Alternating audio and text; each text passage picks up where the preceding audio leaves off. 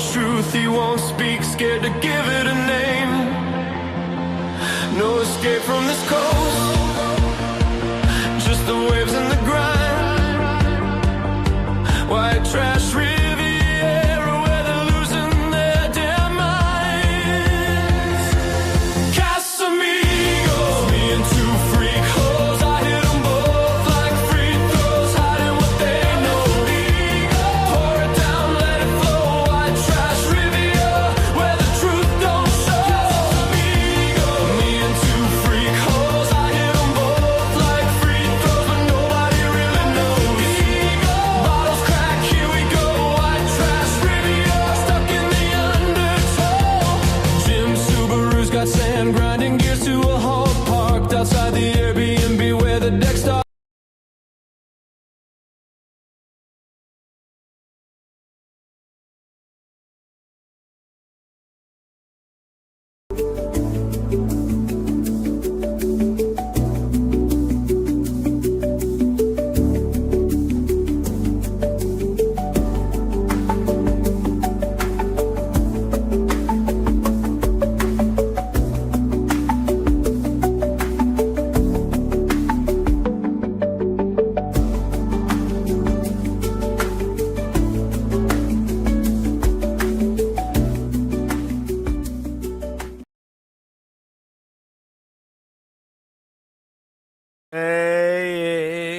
Playing with a boy.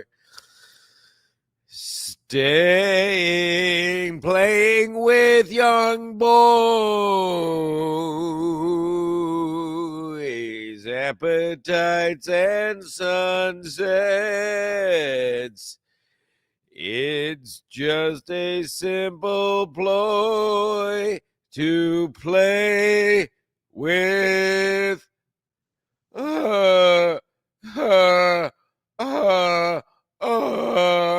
to play with boys.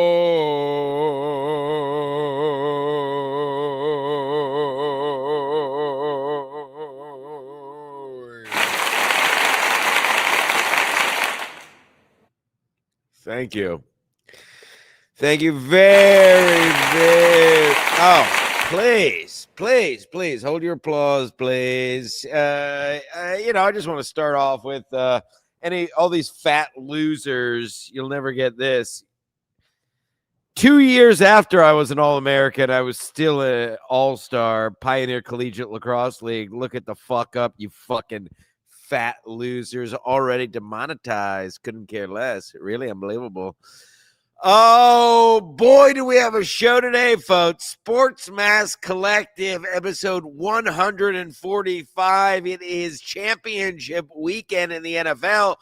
As I told you last week and the weeks prior, if you watched the show, if you have any kind of sports IQ, you know the NFL season, for all intents and purposes, is over. I told you last weekend was the last and best weekend of the NFL. Now we just have two measly games and then basically 2 weeks off until just basically a disgusting spectacle of a game. So the NFL season is over. I will obviously, as the oracle of sports, the alpha and the omega of athletics, obviously I will go over the games from last week. And obviously, I will go over the upcoming games because there's really no reason to listen to anyone else except me, because I only do a show once a week. So I actually have things to talk about instead of just making up nonsense and, vulturing off of people who are completely inept. But that's for another show. That's actually because there is so much because the meek have been making so much noise. Ski Mask Collective will be live directly following this program, where I'll save all that for the following show, because it's been a while since we've done a proper SMC, and it's time the alpha, the omega, Jim Stansel, puts these people in their place, because I've been hearing just far too much nonsense not to be addressed, and I just don't have the time nor will I subject you sports people to it on this program. So SMC immediately following this show, immediately following that, we will have a new Patreon out as we did last week. And I'm only telling you on Patreon, there's a certain MLC legend who will be at the Stanford Soccer Ball Club tonight, and you're going to have to listen to the Patreon for that information. I will not tell it to you poor people, unless you want to Venmo or PayPal me. Speaking of, hello. If everyone else is going to fucking grift off of their terrible shows, I'm definitely going to grift since I do a once-a-week show that's light years better than any of this Dabble or MLC shit slop. All super chats are read. Anything that's not a super chat, never guaranteed to be read. I call it the poor people chat. Patreon.com/SkiMassMedia for $3 measly for better content than Matt and Shane's Secret Podcast, where Shane has been on twice in the last 9 months. I canceled my again. That is for the next show, SMC. Yeah. So for $3 measly, you get more than most. Whatever, and just getting business out of finishing the business so we can get to the real business. Venmo, my accountant at DaveD23, and PayPal, my accountant at DDOMB5185. But the main thing is, you're talking to a sports All-American, literally an all-star 2 years after I was an All-American. That shows you my staying power. So if you want your sports queers answered by an actual person who knows anything about sports, just super chat it, and I'll be happy to do that. Oh, boy. So, yes, like I said, we'll get to all the football, and we'll look back at last week. We'll look at the upcoming games. First Celsius of the day. Ain't that a fucking... I sent the link to some stupid broads, but, what are you going to do? Let's see what these people are complaining about now. 1 second. Casamigos, me and Dude Freakos, I had them both like free throws, nobody really knew. Pour it down, let it go, white trash Riviera, the truth don't show. Amigos, me and Dude Freakos. Well, let's get the Mets out of the way. Let's get the non-football bullshit out of the way. And then we'll get to the sports. And then we'll get to the football, I should say. Let's talk about the New York Metropolitans, who made some noise this week, signing Freddie Peralta. 30 starts, the 3 years in a row, 30 starts, and I think I wrote it down wrong. I think it's 200 strikeouts. 3 years in a row. Most wins in the National League last year. We also got Tobias Myers. Is that his name? I don't know.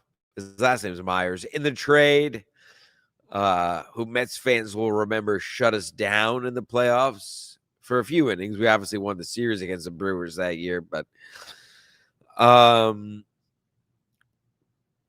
the Mets also signed Brujan, who, whatever, that's not a big deal. He's a role player at best.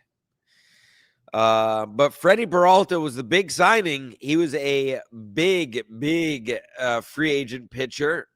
One of the big ones for this offseason, and the Mets did get him. So as it is now, Mets starting pitching lineup, which again, the Mets starting pitchers is what cost us. Make no mistake. I've said this a million times if you watch the program, but I'll continue saying it, and I'm not going to say excuse me. Fuck you. I'll say fuck you. I'm not going to say excuse me because I don't have to. It's my show. I'm not watching clips. I'm not stream sniping. I'm not making shit up. I'm talking about real shit, which nobody does anymore. Anywho, again, that's for the next year, the following show coming up immediately following this called Ski Mask Collective, where our fearless leader Ski Mask died so these losers could inherit the earth. But we'll get to all that.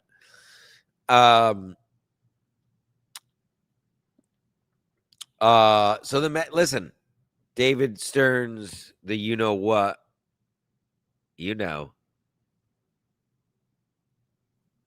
what he is. Finally doing something. Here's the thing, though, as I was saying, the issue last year was not our lineup. The lineup last year was fine, if not great, which David Stearns has proceeded to totally dismantle. Here's the thing, and I'm getting ahead of myself, but I don't fucking care because I have ADHD, and this is the show, and it's my show, and I'll do whatever the fuck I want. Here's the thing. He's just catching up to a lineup we already had. Pete Alonso had 50 home runs and 100 RBIs. We're still looking we still haven't fulfilled that hole alone. Not to mention Nimmo. I understand we said Bo Bichette. So let's say Bo Bichette cancels out Nimmo, which I know the casual fan will laugh at, but the sports fan that actually knows what they're talking about, look at the numbers.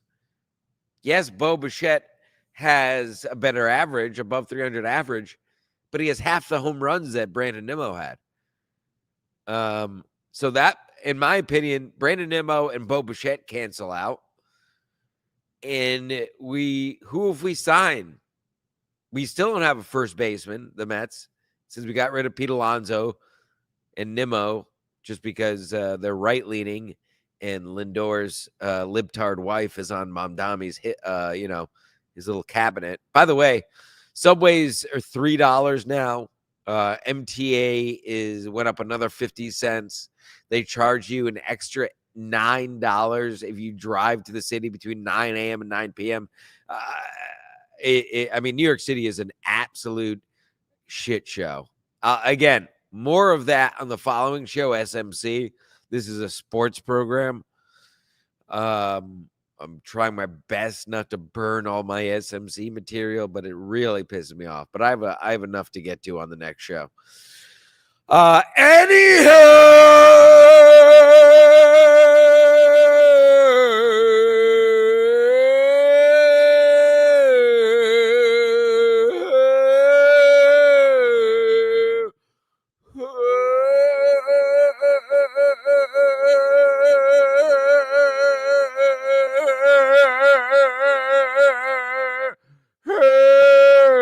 Any other podcaster, an all-star of anything, they're all fucking fat losers. You're watching the Alpha, the Sigma Alpha of sports, the Aristotle of athletics, the Nostradamus of national pastime, and what am I missing? Aristotle, Nostradamus.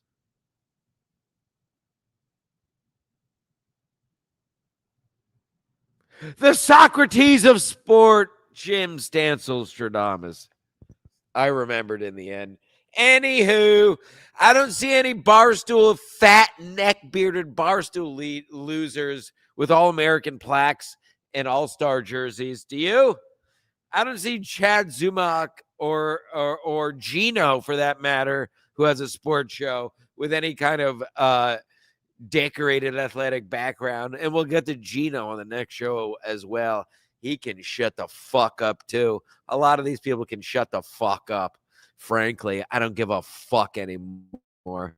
I am so done. I am done with people in my real life. I am past done with people in the shitverse, and I am having so much fun doing this show now. Anywho, oh look, an actual influencer just texted me. Unbelievable. Wow, I'm gonna get him on the show. I can't I can say it. Murray Hill guy on Twitter has become a dear friend. We are single-handedly taking over New York City while these fucking losers do fucking shit streams. Anywho,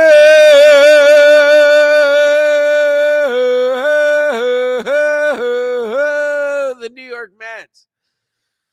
Freddie Peralta, great. Yes.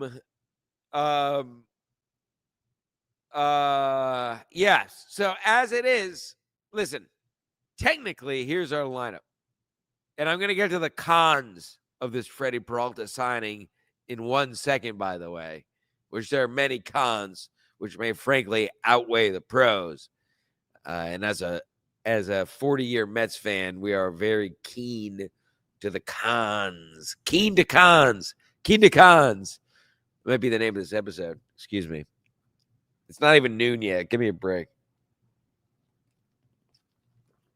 I sent a link to Lady KB's fat tits. I sent a link to New Girl's dumb British tits. I sent the link to that retard Ashley Marie Thornton. I sent the link to Aunt Mead, who'd rather do Gino's failing show than my show. I sent the link to Hack Jokerson, an actual retired policeman. And I sent the link to Addicted to Profits. So we'll see who shows up. But frankly, unlike all these other programs and channels that frankly totally rely on either covering other shows or watching clips or having guests, the Sigma Alpha podcasting can carry a show on his own. There's mainstream big podcasts where the hosts can't carry a show on their own. So you're actually watching history when you watch this show, frankly, truly. So send a fucking super chat. Send me $1,000 so I can buy a new computer. Vinny Cash is a fucking hack. My co-host is dead. And no one's helping me. Everyone's doing everything else. But I'm maintaining in the spirit of Ski Mask. I love you, Ski Mask. We love you, Ski Mask. We miss you, Shampoo. I love you, Shampoo. That's an old Clips line. Only the realest niggas will remember that. And you're all fucking cowards. Anyway, back to Freddie Peralta. As it stands, starting lineup pitching, starting five would be Peralta, McLean, who's essentially a rookie, David Peterson, Jonah Tong, another who would be technically a rookie, and Senga.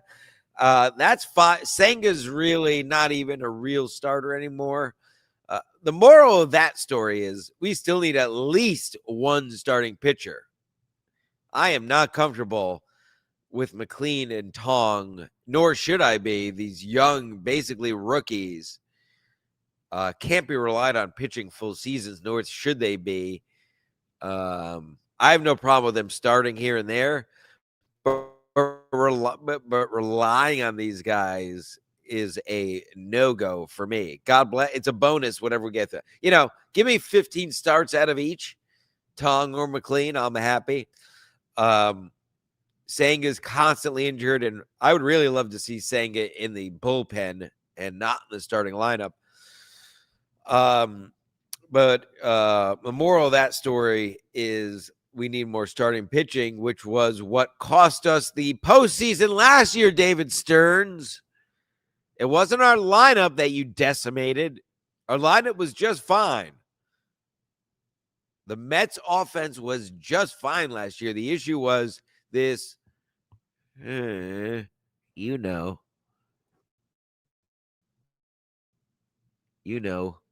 nose, didn't sign any pitching. We had Edwin Diaz coming out of the bullpen in the sixth inning the last month of the year. It was pathetic. The issue is not Pete Alonso. The issue is not Brandon Nimmo. The issue is certainly not Jeff McNeil, who won a batting title just a few years ago. The issue was our starting pitching. So I do find it interesting. We got rid of 3 white players who had great numbers. And while I understand we signed Bo Bichette, that was our big offensive signing. These other guys, again, we're just plugging holes that we made ourselves by letting these people go. By the way, God bless Mom Donistan. Allah, alhamdulillah, alhamdulillah, alhamdulillah, New York City, Mom Donistan, alhamdulillah, Allah, Allah, Allah, alhamdulillah, Mom Donna Stan, praise Mom Dami. Oh, Mom Dami, Mom Donna Stan, I'm paying $3 for a Subway. I paid $3 Subway. There's people. We have illegal immigrants on electronic bikes delivering food everywhere. Alhamdulillah, Mom Donna Stan, Mom Dani, Alhamdulillah. Sorry, just had to pay homage to New York City's mayor, who's already running into the ground. Anyhow,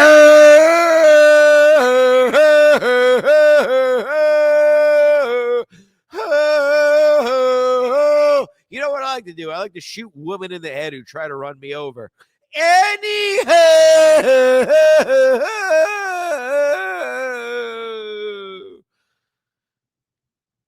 has a Somalian ever done anything for you? Anywho, that'd be a first. Never seen it. Anywho, I don't give a fuck. That is for the next show, SMC. Immediately find this show. Listen, okay. Now the other side of this Freddie Peralta deal. Here's the big thing. This is a 1-year rental. This isn't even a big fucking. It's not like we signed him, and he's only 20. What is he? 26, 28. It's not like we signed this guy for his career like we did with Soto, at least. It's not like we signed him for even 3 years, 5 years. This is a 1-year deal.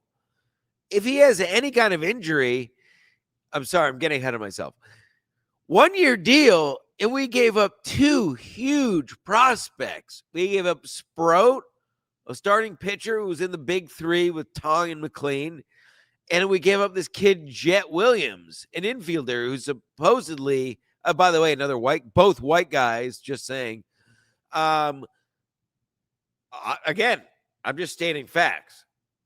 Everyone that David Stearns has gotten rid of has been Caucasian. If it was the other way, I would say the other way. I mean, again, sorry, I can report facts. Get a fucking life. I find that very interesting. And my point is, we gave up these 2 young kids. So 2 parts. I mean, many parts, but there's really one big part. You got to make a deep postseason run if you're the New York Mets. You have to. There's no excuse here.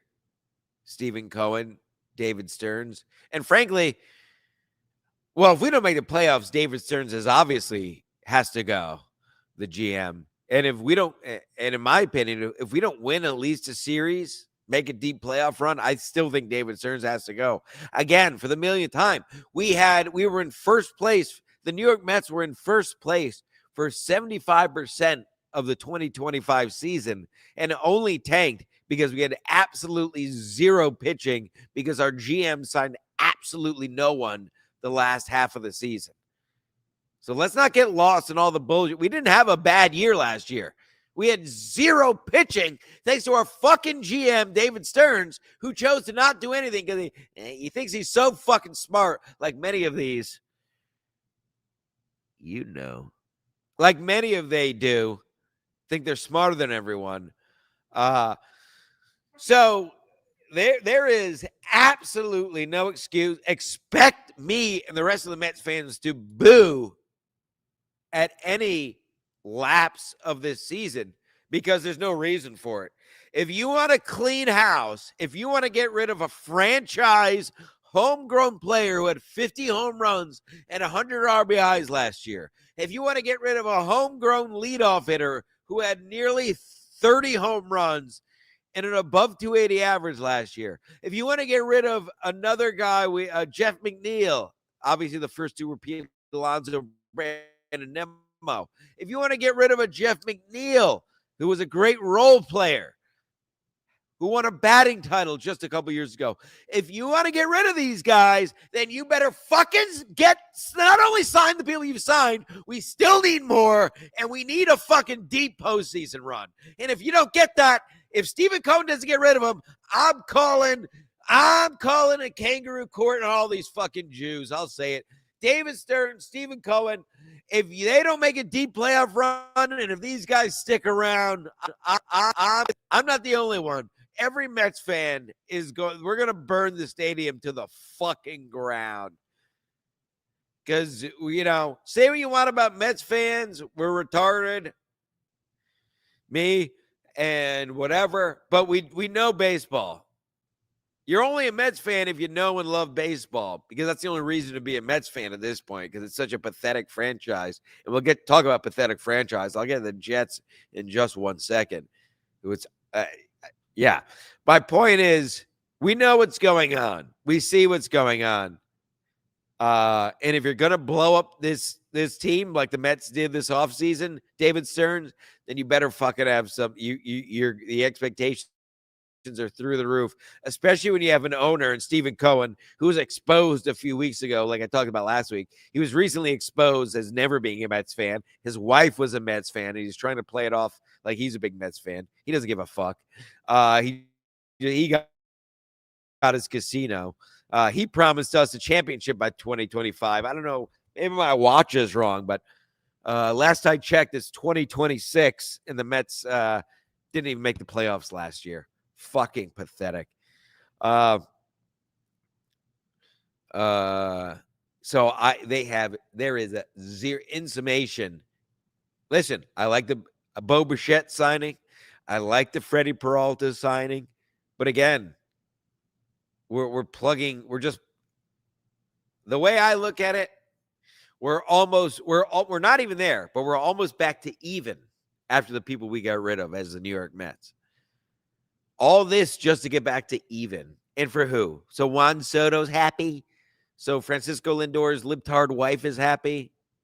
Sorry. Again, the only truth teller left in podcasting, which I'll get to actual podcast on the next show on Ski Mask Collective, which is immediately following this, because, podcasting in this realm has totally shit the bed. And what you poor people are accepting as content is frankly pathetic.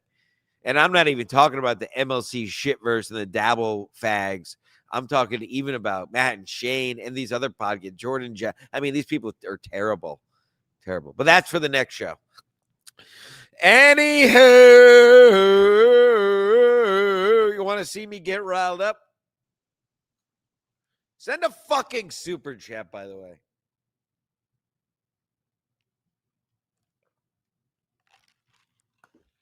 You're watching an All-American at work. I was a 2007 All-American. This is my 2009 All-Star jersey. I was a 3-year All-Star. Not a big deal at all. But meanwhile, you can go ahead and listen to fat retards pretend to know anything about sports. Up to you. Anywho, the New York Jets. I talked about it briefly last week. The Jets sticking with Aaron Glenn. Talk about pathetic. Talk about pathetic. I almost can't even talk about it. Excuse me.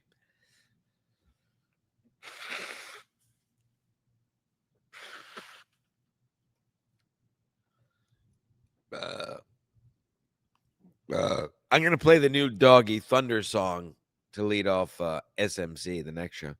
I talked about last week how pathetic it is the Jets are sticking with Aaron Glenn when you have all these coaches available. Obviously, Harbaugh signed with the Giants, but you still have Mike Tomlin is out there. McDaniels is still out there, last I heard.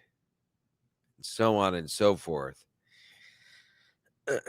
So not only are the Jets sticking with Aaron Glenn, which as you've probably seen everywhere else, and I have to agree, I've never seen a bigger case of a one and done coach than an Aaron Glenn. Lost the locker room, lost the players. You have players, literally. I talked about it last week. You have players, the Oregon quarterback I'm talking about. You have players staying in college just so they're not drafted by the New York Jets. How pathetic.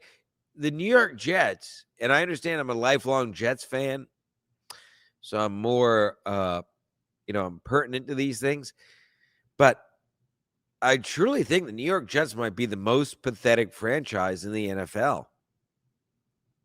I think that is the case.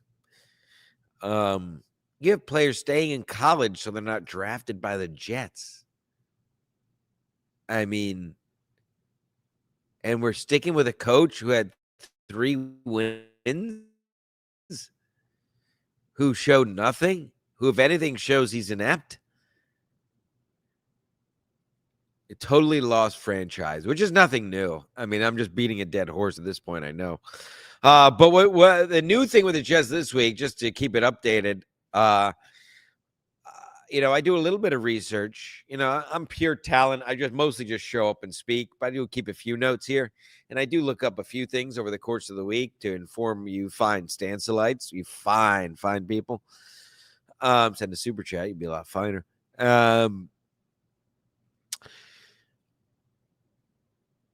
There's multiple reports. 2 defensive coordinators were made offers that were turned down by the Jets. And a couple other because Aaron Glenn's looking for a defensive coordinator. Basically, no one wants to join the New York Jets franchise. There's confirmed reports. Big name defensive coordinators have turned down. Oh, this is why you got to send a super chat. Portfolio Recovery is calling me. Someone send a super chat. I can't pay these bills. I can't. My computer is from 1972. Send a fucking. If you're going to super chat these fucking losers who watch other shows, then I goddamn gotta get my fucking cut. The point is, these defensive coordinators don't even want to work. Nobody wants to play for the Jets or work for them. It's pathetic. I don't know what it'll take. We need an insurrection. We need an insurrection of the New York Jets front office. We have to get the Johnsons out. That's the only way. The only way is getting the Johnsons out of the front office. No one wants to play or work for the New York fucking Jets. Pathetic franchise, pathetic coach. They ruin every draft pick. I went over a couple weeks ago how many draft picks we have. I'm sure that we have the second pick. It'll be fucking wasted. There's nothing there. Pathetic franchise. Can't make a right decision if it was in front of their fucking face. You have an off season. And you know what? I can't be mad. I was going to talk about the coaches the Jets could have signed. These coaches wouldn't sign with the Jets. You think John Harbaugh wants to coach a fucking... Who's he going to coach? Who's John Harbaugh? Who is there to coach on the Jets? Who have they signed? Who have they drafted? If John Harbaugh was available, if we did fire Aaron Glenn, who? Tyrod Taylor? Who's John Harbaugh going to coach? There's nobody to coach. This team fucking sucks. The New York Jets organization fucking sucks. There is no depth. There's nothing. There's no offensive line. There's no quarterback. The defense is in shambles. There's nothing. Our head coach, Aaron Glenn, was the defensive coordinator. The defense fucking sucked. Historically bad defense last year. The first team in history with 0 interceptions. This is all fact. Look it up. Historical. Who wants to coach, let alone play for this fucking franchise? Pathetic. Pathetic. Absolutely pathetic. I don't know what else to say. Thank God Mint Diggity is here, because you people are all disgusting me today. I know it's before noon and I'm screaming. Mint Diggity, the big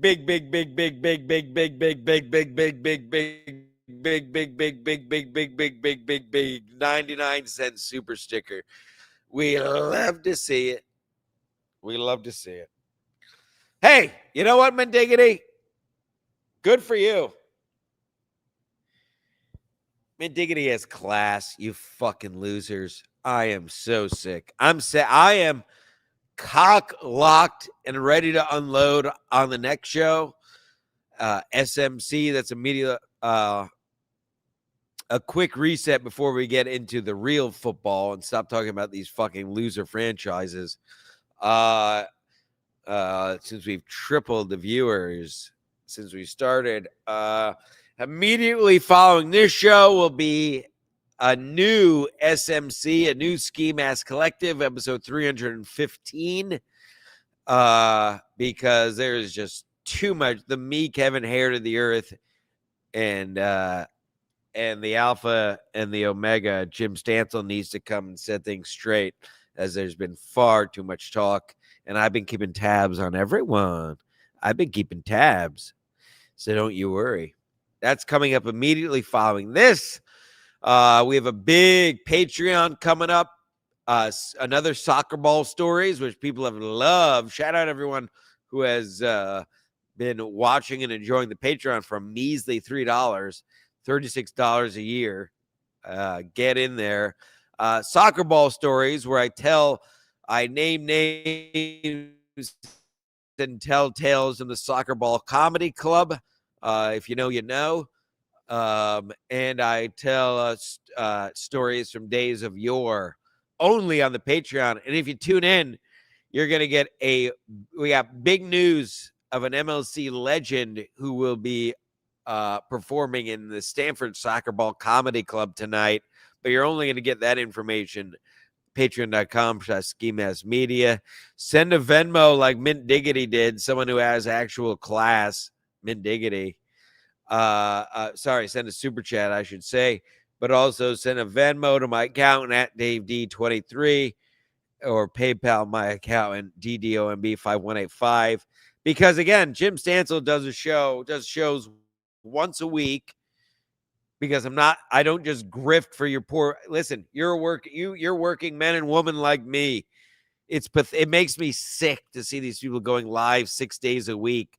And they're only doing it to try to drain you fine people of money.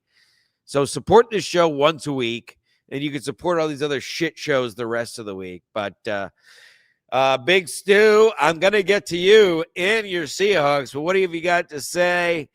Are we betting my donations on the Rams winning the Super Bowl? Well, I'll get to that in a minute. But if you watch the show, I've said since about week 3 or 4 that the Rams are my Super Bowl pick, and it's looking better than ever. Stansel Stradamus, what else is new? And I know Stu's Seahawks are in action this weekend, and we're going to get to that in just a minute. Let's talk about the games last week first, Stu. Let's get into the games from last week, shall we? Oh, very quick. One last non-football thing. Before we get into the games from last week and the look and preview of the games this week, and then, of course, the picks, which is only 2 games. Interesting, could have slipped to your ass crack if you weren't paying attention. News from the PGA. One second.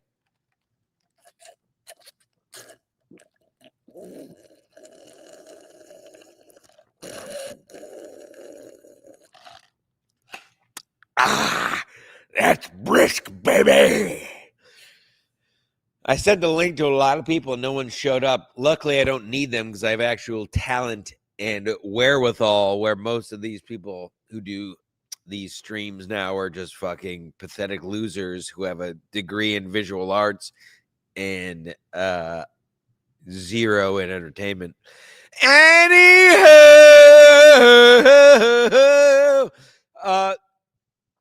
interesting from the PGA,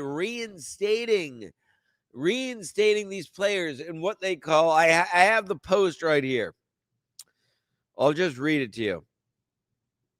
But basically, this is regarding getting these guys who join the LIV tournament, the LIV League, whatever you want to call it, LIV Live, the Saudi Arabian. If you know golf, you know what I'm talking about. Getting them back in the PGA fold. And make no mistake, the PGA isn't doing anybody any favors. The PGA realize they need these guys. They need the Brooks Koepkas. They need the Rahms. They need these guys to make their tour interesting. So don't try, they're going to try to spin it. PGA is trying to spin it as they're doing these guys a favor and they're offering a bridge. The PGA is doing this, and just like all these pro sports league, basically like everything in the world, frankly, not to get too broad brush with this, but follow the money, as they say. Nobody ever does anyone favors at these high levels for nothing. Okay, we're not, I know teachers, like, people like teachers who have Arrested Development and the like, teachers, nurses, like these people who live these fake lives, teachers who don't work with adults, and nurses who work 2 days a week, and they live these fake lives like everybody's good. The world is bubbles. Oh, everything is bubbles. Everything has soft edges. No, that's not how the real world fucking works. Follow the fucking money. So as with the PGA, as with the world, no one's doing anybody any favors. So the PGA is trying to spin this as they're bringing these guys back, as a bridge to curry favor. No. The PGA is looking to bring these guys back because the product has been putrid since these guys have left. So here's the statement from the PGA, not my words. And I might skip around here because it's pretty long. Designed to provide an alternative path back to PGA Tour competition for past members who have achieved the highest accomplishments in the game. The returning member program. That's what they're calling it. The returning member program mandates heavy and appropriate limitations to both tournament access and potential earnings that we believe properly holds returning members accountable for a substantial compensation earned elsewhere. So in English, they're making them pay for leaving and making a shitload of money in Saudi Arabia.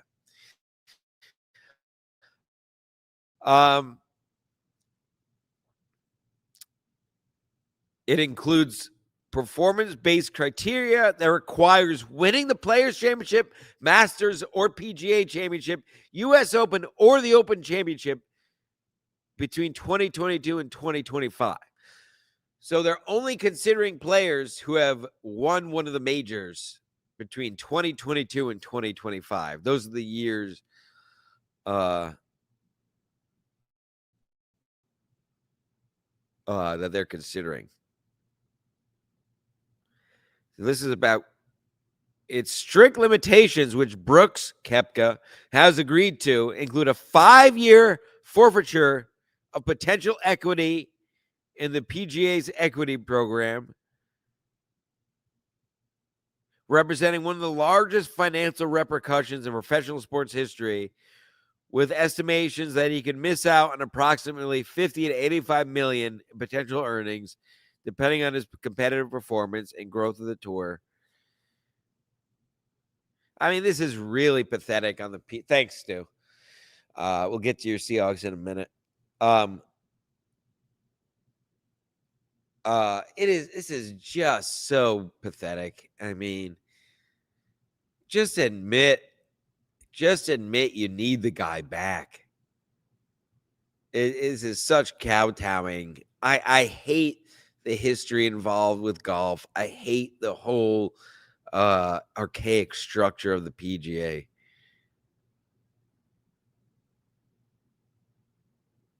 I'm just breezing through this, seeing if anything else is interesting.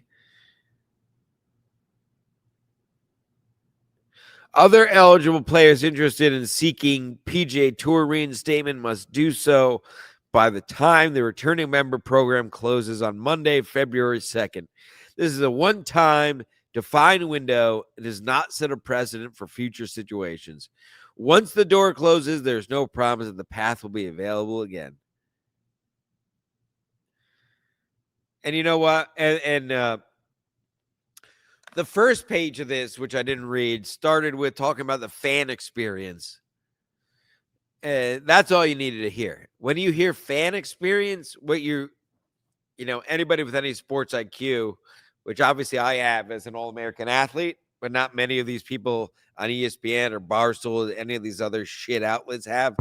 When you see fan experience, read that as our bottom line. That means they're not making as much money from the fans as they used to. That should be common sense if you're a sports person, but obviously we've seen most people are fucking retarded.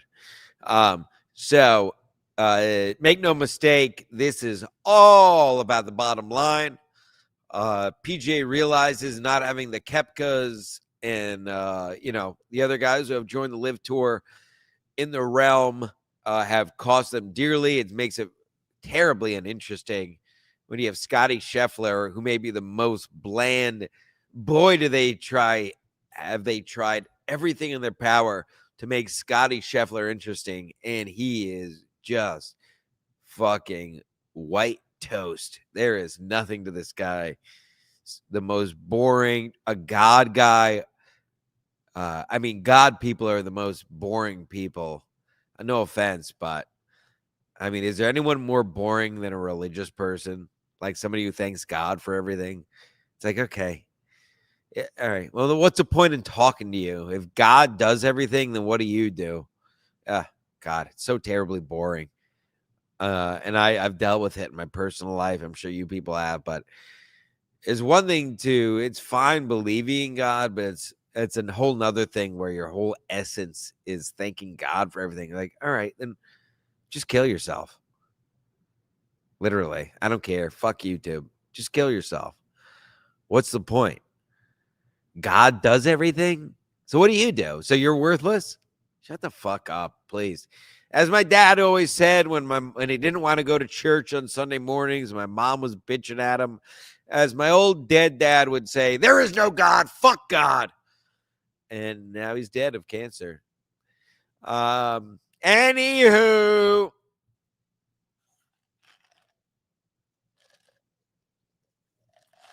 Yeah. The old God Band-Aid as fuck. Which philosopher was it? Who said religion is the opiate of the masses? Because that always stuck with me. I remember reading that. I forget which philosopher, but absolutely true. When your life is shit, when shit goes bad, you don't want to face reality. It's so easy to say, well, God has a plan. Oh, God. No, he doesn't. No. The world is terrible. Nut the fuck up and figure it the fuck out. There is no God that's going to help you. There is no life after death. So make the fucking most out of it and own your shit. Which leads me to the Indiana and Miami championship game, which congrats to Indiana and their coach, who everyone loves his eyebrows. But where I'm going with this is Mendoza, their quarterback. What an odd fellow. If you follow me on Twitter, you know where I'm going with this. If you haven't seen a Mendoza post-game interview, I encourage you to either pause this and go watch one, or following this, watch one so you know what I'm talking about. It is wildly bizarre. Not only a God guy, which is always a red flag, because, and I'll say it because I don't give a fuck, because no one else tells the truth around here. God guys don't take accountability for anything, because they can always say, oh, it's God's plan. God did this. God did that. God did this. Hey, how about you take credit for what you did, and how about you blame yourself for what you didn't do? How about that? Doesn't that make more sense than an ethereal thing floating around that has a plan for whatever? How many people are on Earth? 3 billion? Whatever. Please spare me. And you watch this guy's. If you watch Mendoza's post-game interviews, I don't know if he's autistic. I don't know what's going on, but it's really bizarre. It sounds like he's talking off of a teleprompter, and then he thanks God every 2 seconds. It's very, very strange. I don't know. That's really all I got. As far as the game itself, get this off of my fucking screen, please.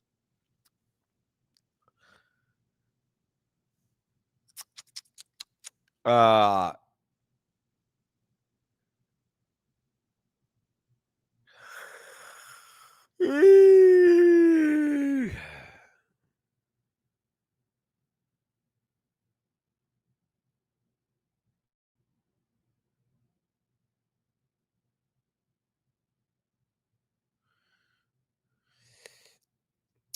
um yeah, just totally bizarre with Fernando Mendoza. Is that his name, Fernando Mendoza? I don't even give a fuck. But so I don't even know if he'll exceed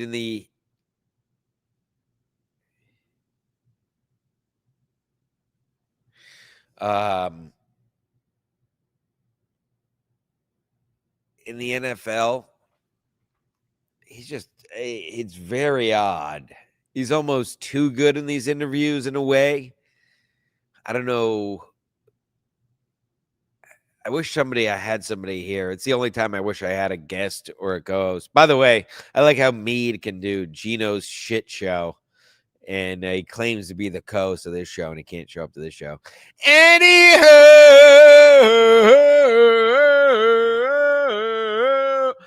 I don't need anyone but you. All these other shows, they have to watch clips or watch streams or talk to Chad or pick on losers or whores, which I'll get to on the next show. How pathetic all of these shows have become.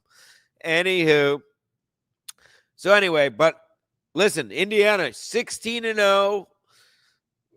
First team since I think 1894 to be 16-0. I think it was Yale. Well, it was Yale in 1894, the last college team to go 16-0. Mendoza, unbelievable effort on that 4th and 6. And Abella Danger is a fucking whore. And isn't Abella Danger? I mean, I was watching Abella Danger take 5 dicks like a decade ago. Isn't this bitch like 40? And she's going back to school? And I've talked about this a billion times, or I've talked about it once. You know me. I love my whores. A lot of people call me the porn whisperer, porn star whisperer. Ask Nikki Huntsman, ask Violet Brandani, ask Gigi Dior. I can go down the list. You know, I love these girls, and that's why I love those girls specifically, is because they own it. What I don't like, what I hate, frankly, are the Mia Khalifas of the world, or the Abella Dangers of the world, or the who was that stupid bitch who walked off because Gino said the N-word on Chrissy Mayer's show? Sarah J. These whores, bitch. Hey, Abella Danger. We all watched you suck cock on camera for a decade. You ain't fooling nobody. You literally suck penises, multiple penises on cameras. No one gives a fuck. But my point really is, this bitch is in college now. Please stop saying, hey, you can't. Here's my thing. It's not even a knock on being in porn. That's totally fine. I frankly love it, as I just said. But you can't have it all. This goes for like every profession in all of life. You can't suck cock for a living and then try to be taken seriously as a human. You can't have it both ways. You got to suck cock and make a lot of money. You now can't pretend that never happened and be taken seriously as a human. You understand? Well, again, just like with There Is No God, welcome to reality. This is what this is what Jim Stansel and Ski Mask, God rest his soul, were always all about. Telling the fucking truth. There is no God, and if you suck dick on camera for a living, you can't be taken seriously as a human. Just have fun. Nothing wrong with it. Just keep having fun. But I don't need, you're not a real person. No offense. You made millions of dollars sucking penises. You can't be taken seriously as a human. Okay? Mia Khalifa. Okay, Abella Danger. You're whores. It's okay. I'm not even being facetious. There's literally nothing wrong with that. But you can't be taken seriously as a human being. Literally watch these people and touch my penis too. These people sucking multiple cocks on the internet. I can pull it up right now. Do you want me to pull it up now? I can't take these women seriously. Sorry. You made your bed. Nobody wants to sleep in the beds they've made nowadays. Everybody wants to pretend nothing ever happened. Welcome to reality. Reality is here. Wake the fuck up. On to the NFL, folks. On to a real fucking sports. Let's talk about coaches real quick. The Bills fired Bill Burr. LOL. Another coach of the Jet I would kill to have as a Jets head coach, but we're sticking with Aaron Glenn for God knows why. Harbaugh to the Giants. Dolphins hired Hafley. Titans. Here's what I love.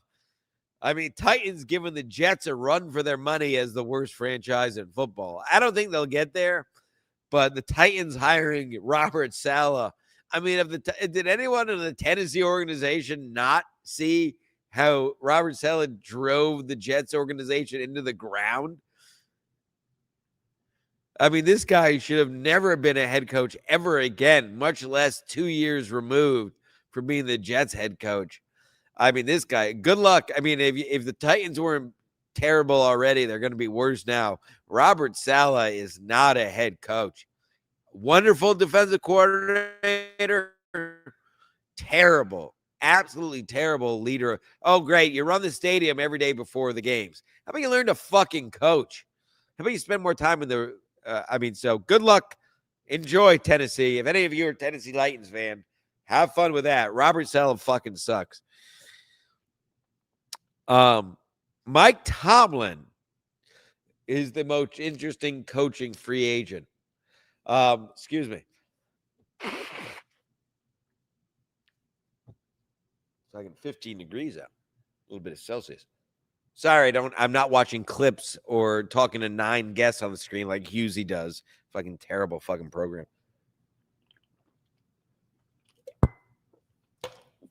No producer, no co-host, no guests, once a week show. This is podcasting. Welcome back to reality. I want to apologize.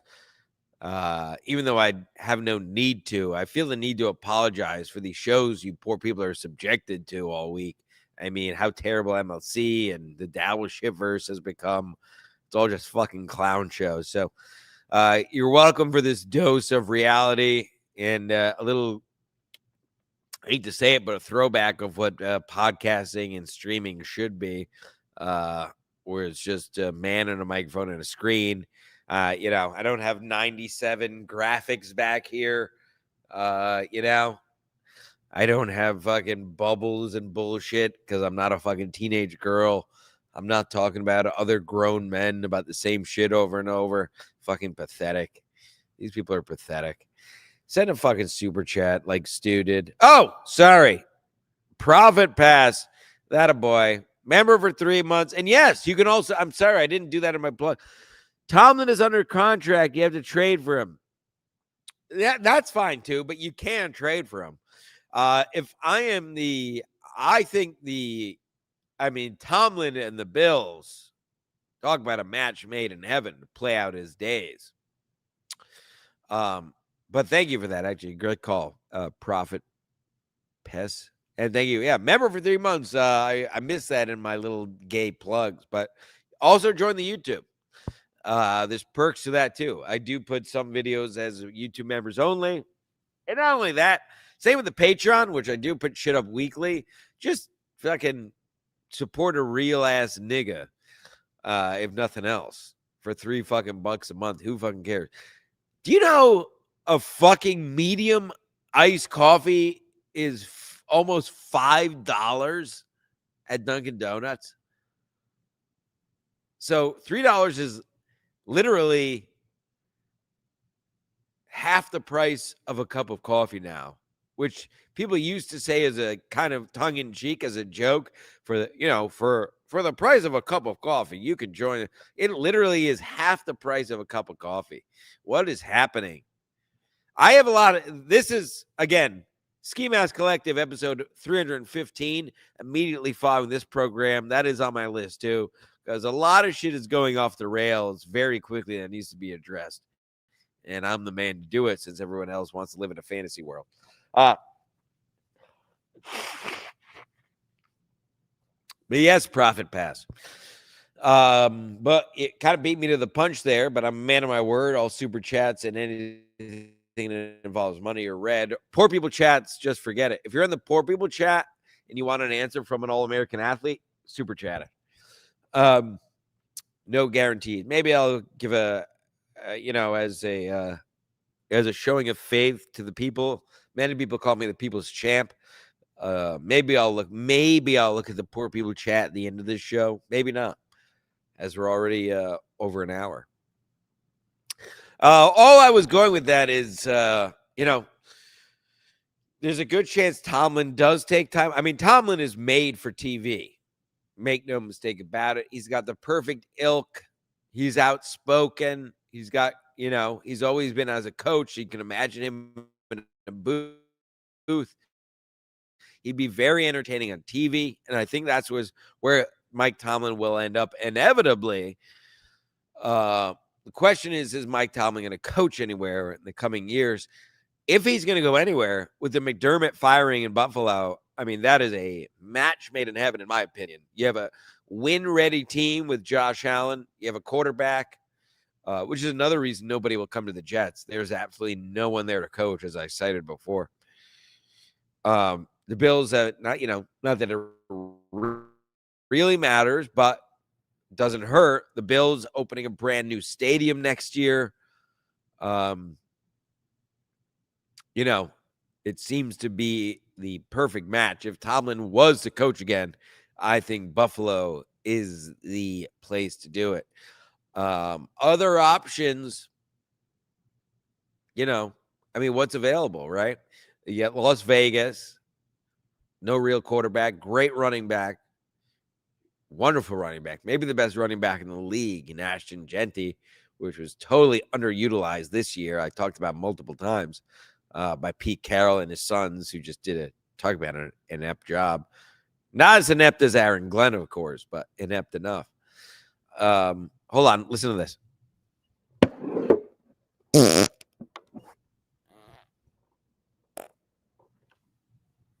How about that?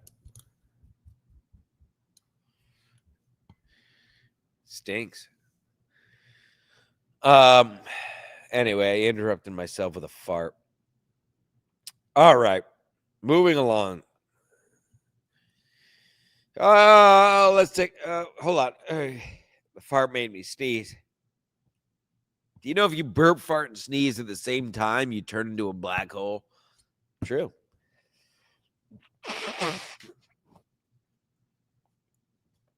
I saw it in Popular Mechanics. All right, quick look back at last week. Texans and Patriots.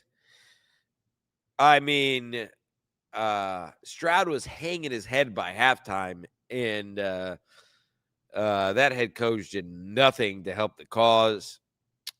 I mean, what did it take? What did he have? 4 interceptions. There's just no way to win. And of course, again, insult to injury as a Jets fan. You see the Patriots just a couple years removed from restarting in the AFC Championship, and now facing a team with no starting quarterback, which I'll get to in a second, because it's not on the surface. It looks like a gimme, but give me 2 minutes. We're going to get into the upcoming games. Which when we get into it, Rams and the Bears did not disappoint. I told you this was the game of the week, and it certainly was. Unbelievable throw, unbelievable touchdown. What a moment. They lost the game, but Caleb Williams off his back foot, 50 yards on the money corner of the end zone to send the game into overtime. Listen, if you're an NFL fan, if you're a football fan, if you're a sports fan, that was a wonderful game with the Rams and the Bears in the frigid tundra of Chicago. Hold on. Send a super chat for the fart. Wonderful game last Sunday night. Of course, the Rams won in overtime. As I told you, the Rams are my Super Bowl favorite. And I am obviously Jim Stansel-Stradamus, and I think they will win, long story short. Bills, Broncos, another classic game. We had a couple great games last weekend. Bo Nix, great throws. Great. That was a great pick by the Broncos defense. That was absolutely a pick. And listen, I don't want to hear any. I had absolute, and I have no rooting interest. You know, I understand you can make the argument. I'm a Jets fan. I have a slight bias against the Bills, and I think their fans are the biggest pieces of shit in all the sports. But I watch these games with an even keel, believe it or not. And I honestly had no issues with the penalties not being called. It is the playoffs. You got to let these guys play. And frankly, I didn't think there were any pass interferences anyway. I just didn't see it. Hand fighting. You got to let hand fighting go in the playoffs. Sorry, Josh Allen. And on the Josh Allen point, as I told you for weeks now, this was Josh Allen's chance. There was no Pat Mahomes, no Lamar Jackson. Who else is there in the AFC?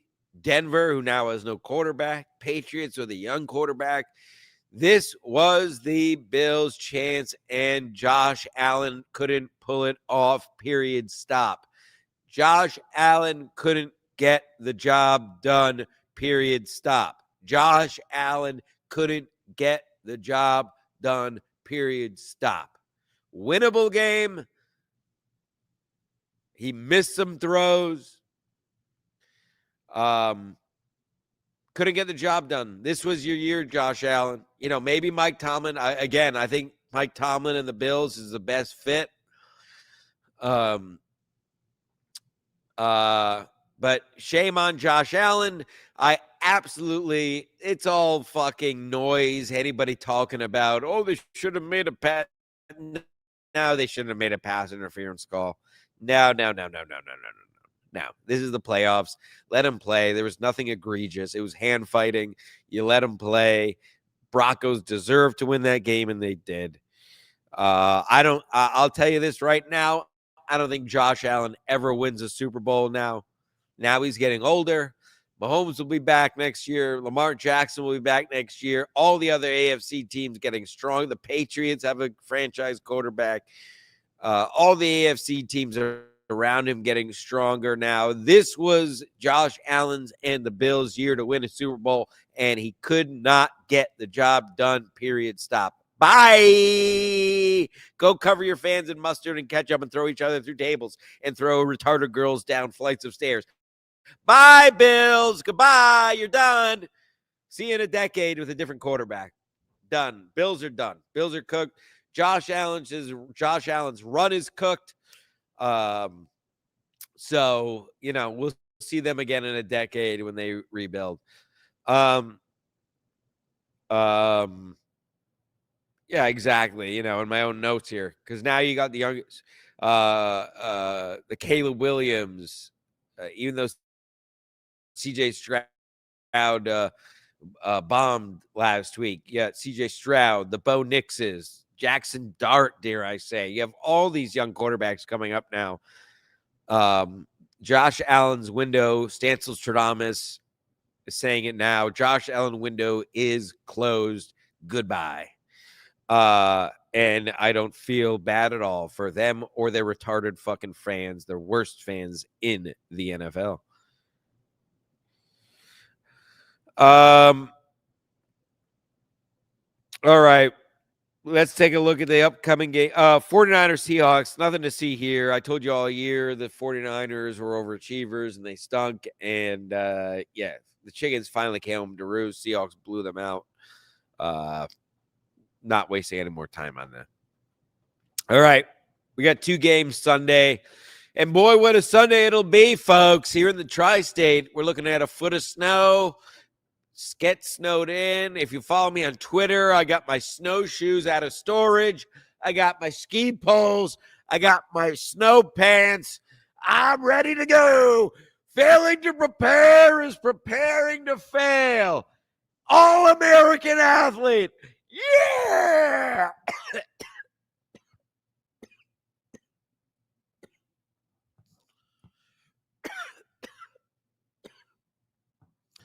Wait till you hear who's at the Soccer Ball Comedy Club in Stanford tonight, only on the Patreon in a few. I'm going to do the SMC directly following this because there's too much to discuss. And then Patreon only, we'll do soccer ball stories where I talk about names about the Soccer Ball Club. And you're going to want to tune in to hear which MLC legend will be in the Soccer Ball Club in Stanford tonight.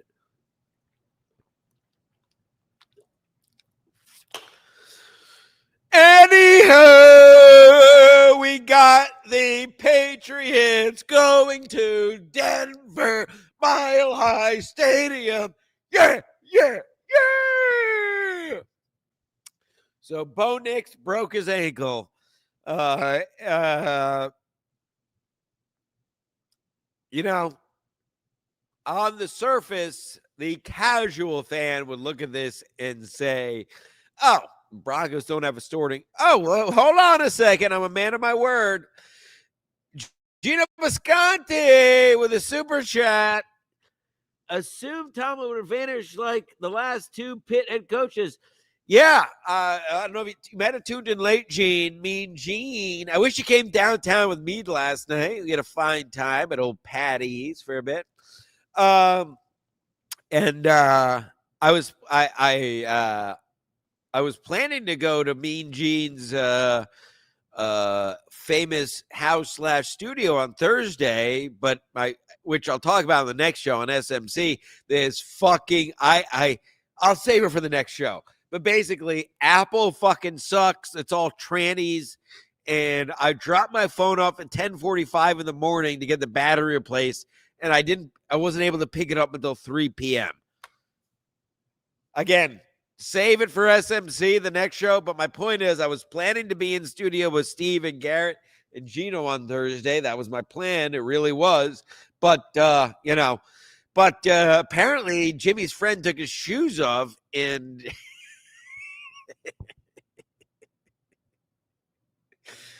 apparently drunk Jimmy's friend took his shoes off and Gino had to burn his apartment to the ground.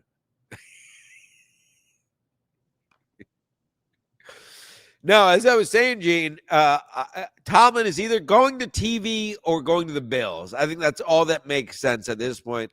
I would have said the Dolphins, but they hired a head coach. I would have loved if he came to the Jets, but of course the Jets are sticking with a complete inept loser. And not only that, why would anyone want to come to the Jets at this point? Like I just said moments ago, you have reports of defensive coordinators turning down the Jets job just because of how terrible the organization is. It's pathetic. But 2 specific defensive coordinators turned down the job, and apparently multiple others didn't even take the call. Okay, now we're rolling. Raiders have $100 million in cap space and Mendoza to draft. They will probably get Kubiak. Great call. You beat me to it. Profit pass. Profit pass. Profit pass. Profit pass. Profit pass. Profit pass. Anywho, Raiders have $100 million in cap space and Mendoza to draft. They will probably get Kubiak, the Seattle OC, as coach. Send me a line for SMC. I want to rant on Dalverse. This is ATP. Oh, it's Addicted Profits. Okay, yes.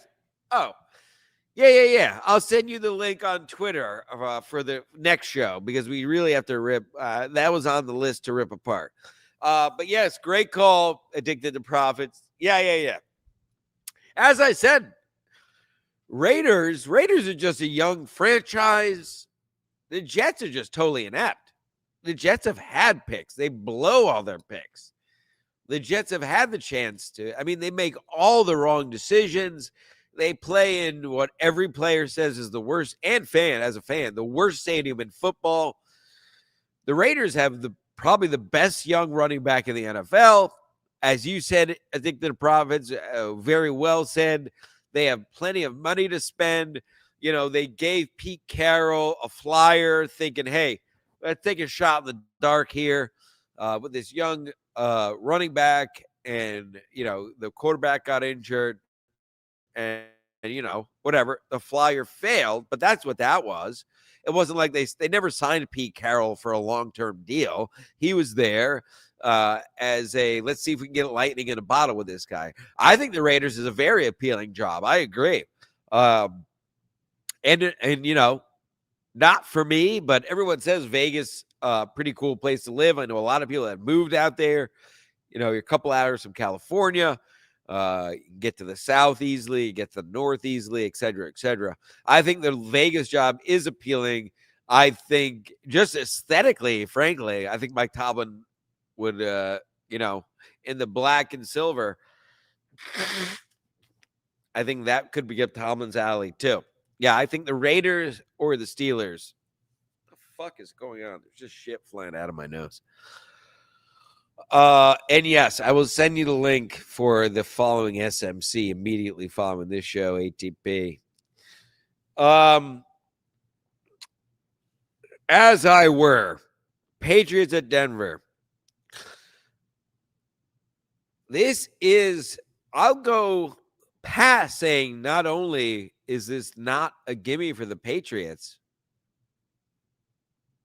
I'll be honest. I'll tell you right now. Ready for this? Put your hands on your butts. Put your seatbelt on. I think Denver wins this game. I think Denver wins this game outright. That stadium, and this is not a knock on Seattle, Denver is the hardest stadium in all of pro sports to play in. And I'm not even talking about Mile High. It is loud on another level. It is cold. It is made for the home team. This backup quarterback is he's not totally green. He's been around. Sean Payton is probably a Hall of Fame coach. Frankly, probably a top 15 coach in NFL history, if not top 10. He already told the team, if you follow it, he already told the team, our quarterback is not going to lose this game. That's what he's been, if you read the reports, he's been banging home to his team all week. That the quarterback is not going to be the reason they would lose this game. The only reason they lose this game is mistakes. The team is bought in. They have a great defense. Drake May, despite all his accolades, is a rookie quarterback for all intents and purposes. Excuse me. So while it's so easy on the surface to say, oh, yeah, Bo Nix is out, Patriots got this in the bag, when you actually look at it, you know, I think this is a field goal game, and I think Denver pulls this out. I do.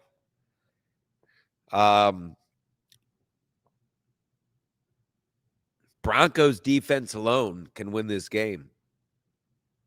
Not to mention their running game, not to mention the weapons they have on offense. But the Broncos defense can win this game.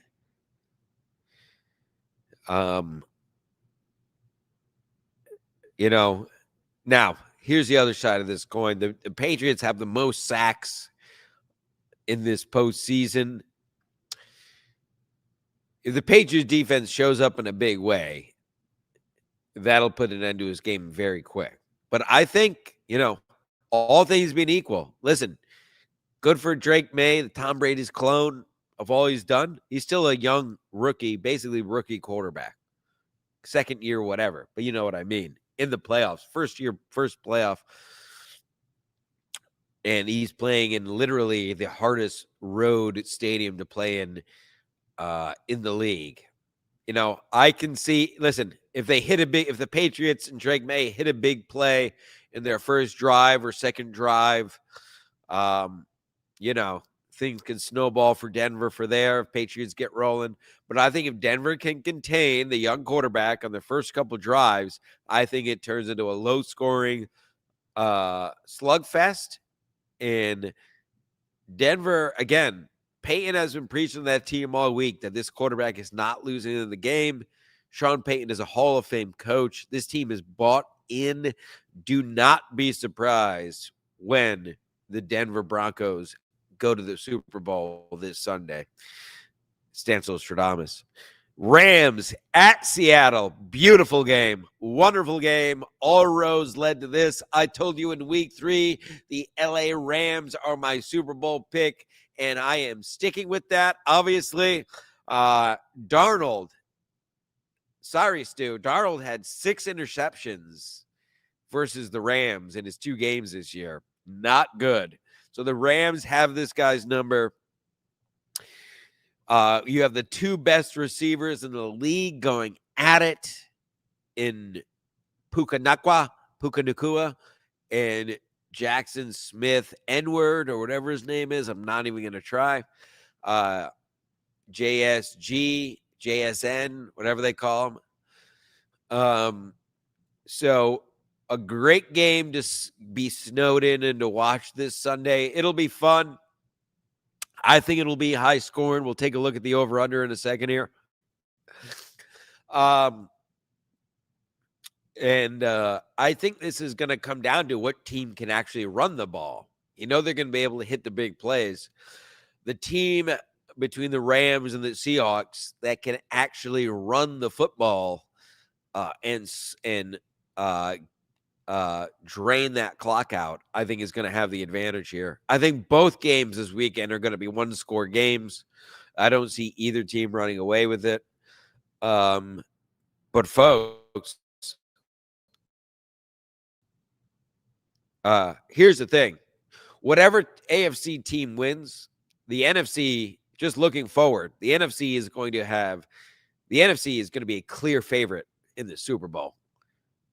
So if you want to get your bets in early, Stancil Stradamus trying to help you out. The NFC is going to be, whether it's the Rams or the Seahawks versus the Pats or the Broncos, the NFC is going to be a big favorite, probably a touchdown or more favorite, no matter who the NFC team plays in the Super Bowl looking ahead. You know what the fuck time? Oh, hold on. We got some super chats. Profit Pass. Jets 0-770 gains. Mountain lives in Vegas, but never leaves his basement. Yeah, I talked about it earlier. Did you tune in late? I talked about it. Historically bad. You must have missed my Jets rant, ATP, where I said historically bad team. Literally his history. The only team in NFL history to not have an interception. Totally pathetic. Well, folks, there's only 2 games. If you want something read, you got to super chat it. We don't read poor people chats around here. You know what the fuck time it is. Time for the picks.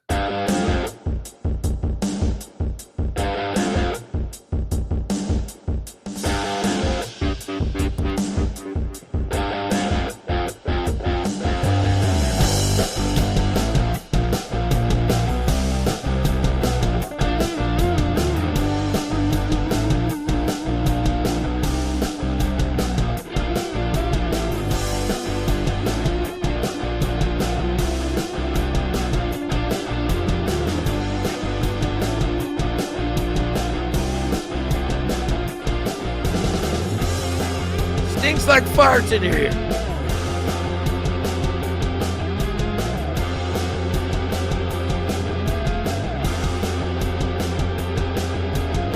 Come on, bring it on.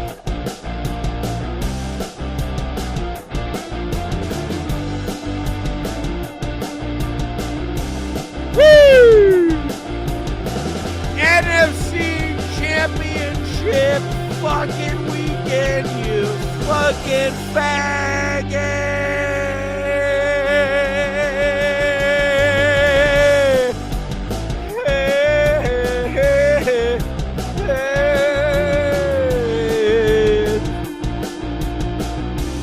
Let's take a look. Turn it down. I'm trying to make my fucking face.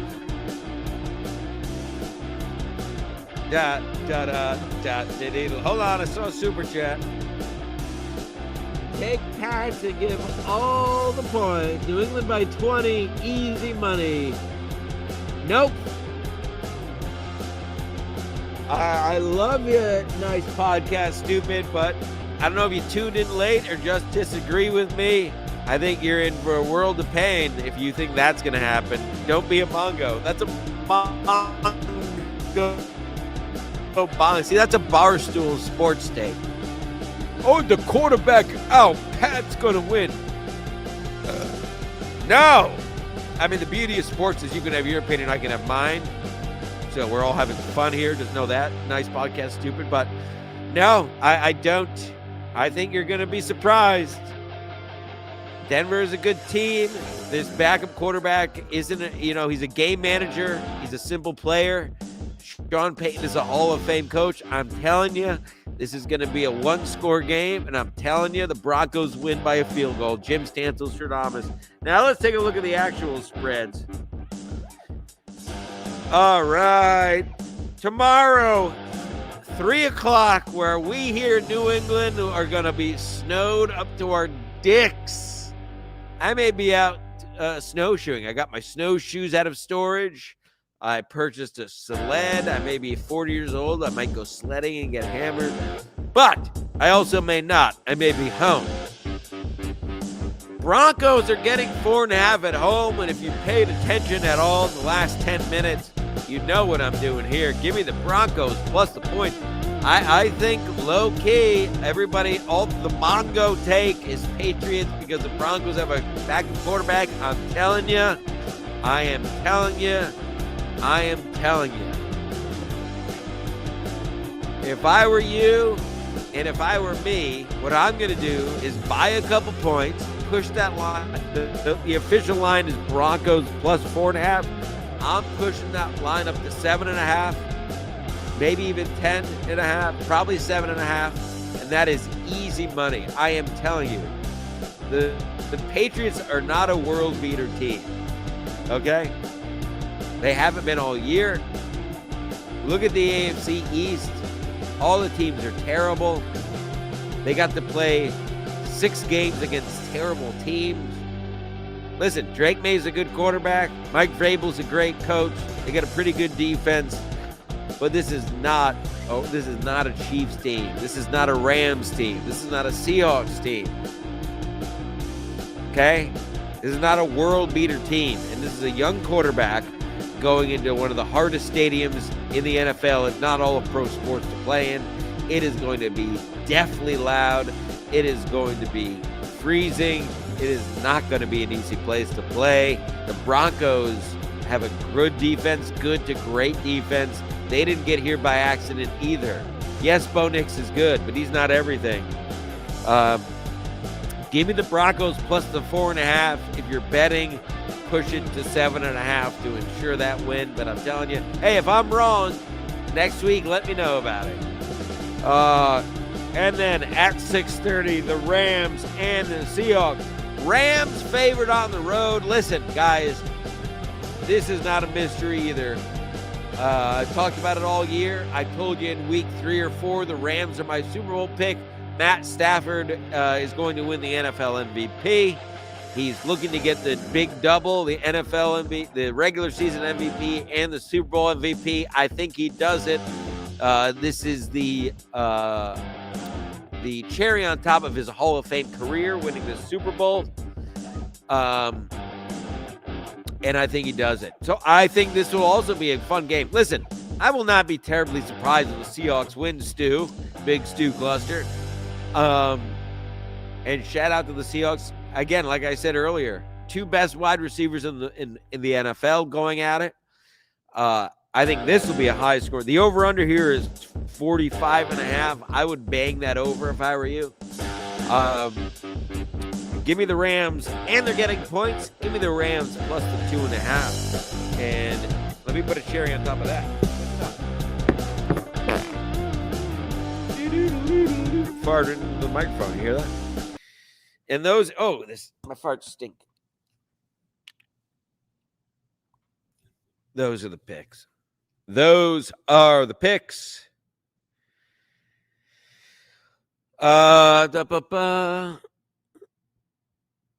We addressed that. I saw 83. What does that say? Almost 100 chats in the Poor People chats. And to prove my point, I'm not even going to look at a single one of them. I told you, Super Chat. I only do a show once a week, so I'm not even looking at the Poor People chat today. Just to prove. Some weeks I do. I told you I might. You probably thought I would, but I'm not. Lesson learned for future shows. There you go. Coming up very shortly, Ski Mask Collective. It may not be a long one because I'm all about quality over quantity, but we have some things that need addressing. And then patreon.com, Ski Mask Media, Soccer Ball Stories, episode 5, coming up this afternoon. Only patreon.com, Ski Mask Media, where we tell soccer ball club stories and name names, which I will not do for these, no offense, poor people who don't pay anything. I'm not giving that shit away for free. And I will have a big announcement of who will be in the Stanford Soccer Ball Club tonight, an MLC legend. But you're only getting that if you pay a measly $3 a month. Guys, sorry to tell you, but I warned you all year, and I even told you last week. Last week was the last real football weekend where you had a full slate of games. You got 2 games this weekend, then you have more of a spectacle than a game in 2 weeks. So we have basically entered the sports desert. If you're up here in the Northeast with me, enjoy. It's been a while, and it sounds like it's inevitable. Getting snowed in the next 2 days. Who knows what happens? Again, I remember the great blizzard of 96. It was during my birthday. I think was that when they re-released Star Wars, I want to say. Anyway, but all that said, throw your wife into the snow, tell your children to go build a snowman and lock the doors, send your parents to a convalescent home. There's only 3 games left in this NFL season, folks. 2 games this weekend, and then you got the spectacle, also known as the Super Bowl, in a couple weeks. So take it while you can get it, because then it's nothing until March Madness, folks. I'll see you in a matter of moments. Let me blow shit out of my ass and refresh my coffee, and we'll be right back with Ski Mask Collective in just a few moments. The ocean's turning restless like the ache in their bones. Jim Stansel in and make trap where the cold wind moans. Jim's in his lesbian Subaru, outback crusted with sand. Live free or die, sticker secrets clenched in his hand. Dance buzzed, head catches moonlight on his cap to the low. Casamigos in a bottle, swipe from a bar down the road. They're holed up in this Airbnb, a shack with Salt Street walls. Fire pits barely glowing, solo cups where the ash fall. Ant's voice is soft, too quiet, watching Jim by the flame. Eyes hold the truth, he won't speak, scared to give it a name. No escape from this coast, just the waves and the grind. White trash